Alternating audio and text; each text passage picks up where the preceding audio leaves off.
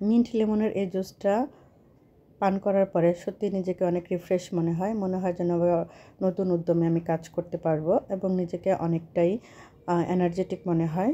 তো এই এনার্জেটিক এবং রিফ্রেশিং এই ড্রিঙ্কসটা কীভাবে আমি খুব সহজে ঘরে বানিয়ে নিলাম, চলুন এক নজর দেখে নিই। প্রথমে আমি বাজার থেকে একদম ফ্রেশ কিছু পুদিনা পাতা নিয়ে আসলাম। এখন এই পুদিনা পাতা ডাটা থেকে পাতাগুলোকে আলাদা করে নিলাম। আপনারা অবশ্যই এখানে ডাটা সহ দিতে পারেন, তবে আমি এখানে পাতাই দিলাম। তবে আপনারা এটাকে ডাটা সহ দিতে পারেন অথবা শুধু আমার মতন পাতাও দিতে পারেন।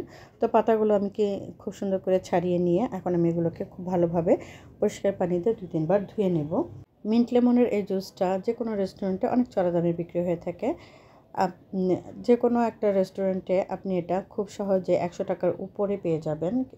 কোনোভাবে 100 টাকার নিচে আপনি এই ড্রিঙ্কসটা পাবেন না, তাও খুবই অল্প পরিমাণে। জাস্ট ওয়ান টাইম যে গ্লাসগুলো পাওয়া যায় সেই গ্লাসেরই 1 গ্লাস জুস আপনি 100 টাকার উপরে এর মূল্য পরিশোধ করতে হবে। কিন্তু আপনি যদি 100 টাকার পুদিনা পাতা দিয়ে কিনেন তাহলে আপনি এখানে 100 গ্লাসেরও উপরে একটা জুস তৈরি করে নিতে পারবেন খুব সহজেই বাসায়। আমি কিন্তু এখানে জাস্ট 10 টাকার পুদিনা পাতা কিনেছি এবং খুবই অল্প পরিমাণ ইনগ্রেডিয়েন্টস লাগে এই পুদিনা পাতার জুসটা তৈরি করতে। তো আমি ধুয়ে নিয়ে আসলাম।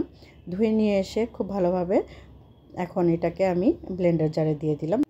পুদিনা পাতাগুলো ব্লেন্ডার জারে দেওয়ার পরে আমি এর মধ্যে আরও কিছু ইনগ্রেডিয়েন্টস অ্যাড করব। সেগুলো হচ্ছে লেমন জুস, অর্থাৎ লেবুর জুস বা লেবুর যে রসটা, সেটা এখানে আমি যেহেতু আমি 2 গ্লাস পরিমাণ বানাবো, তো আমি এখানে 1 কাপের মতন পুদিনা পাতা নিয়েছি। 2 টেবিল চামচের মতন আমি এখানে লেবুর রস দিয়ে দিব। লেবুর রসটা দেওয়ার পর আমি এখানে দিয়ে দেবো স্বাদ মতো লবণ। তারপরে দিয়ে দেবো এখানে 2 কাঁচামরিচ। এটা অপশনাল, আপনারা যদি ইচ্ছা হয় তাহলে দেবেন, না ইচ্ছা হলে না দেবেন। স্বাদ বাড়ানোর জন্য আমি এখানে জিরা গুঁড়ি দিয়ে দিলাম। তারপরে দিয়ে দিলাম স্বাদ মতন বিট লবণ। তারপরে এখানে স্বাদ মতন চিনি দিয়ে দিলাম, যে যেমন মিষ্টি খেতে চান সেই অনুযায়ী, এবং যে যেমন একটু টক খেতে চান সেই অনুযায়ী বিট লবণটা দিয়ে দেবেন। তো আমি জুস করার পরে ওটাকে ছাঁকনি দিয়ে ছেঁকে নিয়েছি।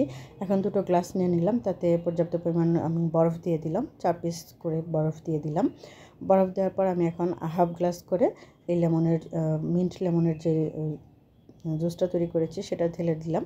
তারপর আমি অর্ধেক গ্লাসটা ঢেলে দিলাম আর অর্ধেক গ্লাসটা আমি নর্মাল ঠান্ডা পানি দিয়ে ভর্তি করে নিলাম। তারপরে আমি একটু লেমনের স্লাইস দিয়ে দিলাম 2।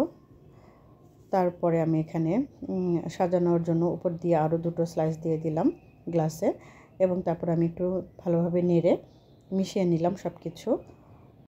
আর মিশিয়ে নিলেই তৈরি হয়ে গেল খুবই এনার্জেটিক এবং রিফ্রেশিং একটা জুস, যেটা খেলে সত্যিই আপনার একদম নিজেকে রিফ্রেশ মনে হবে। তো আজকের মতন এখানে বিদায় নিচ্ছি। আসসালামু আলাইকুম।